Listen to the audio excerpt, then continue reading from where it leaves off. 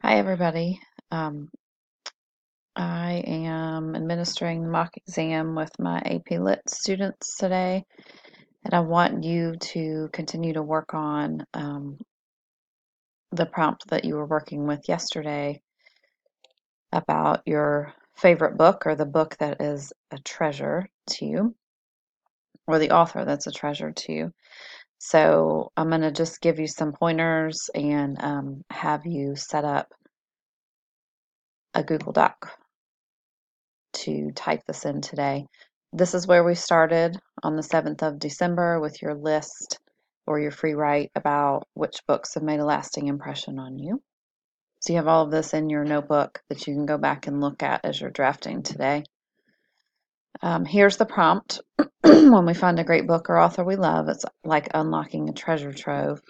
Which book or author do you treasure most? Think about why your book or author is a treasure. And then remember this last sentence. The prompt is also asking you to include your favorite quotes and important information about your book or author as supporting evidence of your opinion. So we spent a little bit of time drafting in class, or I'm sorry, revising in class on Thursday, but we did not start looking for quotes at all. So you can do that today if you feel like you're at that point. And if you don't have the book, which is probably likely that most of you don't have the one book with you that is your favorite of all time, unless it's your current read, um, then you can spend some time today looking up quotes online and then just make sure that you find a page number. I'm going to ask you to just hold off on researching the author until we have a chance to talk about that because I'm not sure what that's going to look like for this assignment. So maybe just start looking for some quotes and thinking about those scenes that stand out to you in this book, why it makes it such a treasure to you. When you're ready to start typing today, and I want this to happen during class today, I want you to title a new Google Doc in your writing folder. So here's what this should look like. Title it with your class period, your last name and first name, and young writers. So just put the number for your class period, last name and first name with no space in between, and then type 2 words, young writers. When you set this document up, you're going to actually use Times New Roman size 14 point font. That's according to the contest directions. I don't know why they want it quite so large, but that's what they're asking for. So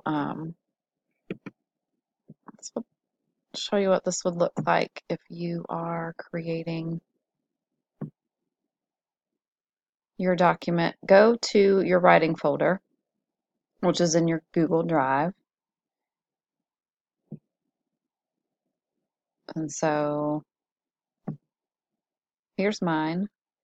You probably already have a house plan memory from back in the fall and also an intro that you wrote and typed and saved in this writing folder. So once you're in here, if you'll click new Google Doc, and then up here,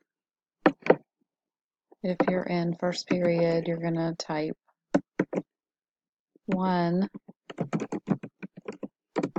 last name, first name,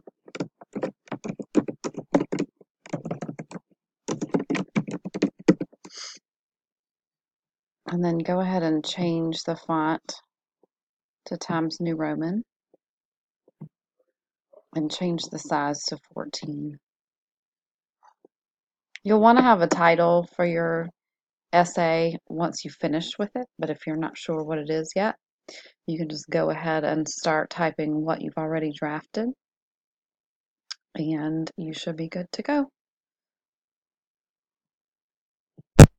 So after you have your Google Doc set up, here's some things that I'd like you to consider as you draft today. What moments, scenes, characters, themes helped make this lasting impression on you for this book or this author? Work on finding quotes for supporting evidence. And then this occurred to me yesterday.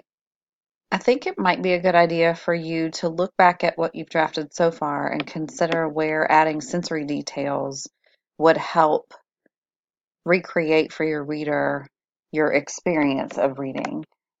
Since the prompt asks us about the book that we treasure, the author that we treasure, I think these sensory details might make your writing even better. If you can remember where you were when you were reading this book, um, if you were at home on a rainy day, or if you were reading it on the beach, or anything that you can remember about the situation where you first read that book, or maybe you've read it multiple times. Um, Maybe even some small details about what was going on in your life at the time, because making those connections, I think, can be a kind of supporting evidence too that you might want to consider using. So good luck and happy drafting today.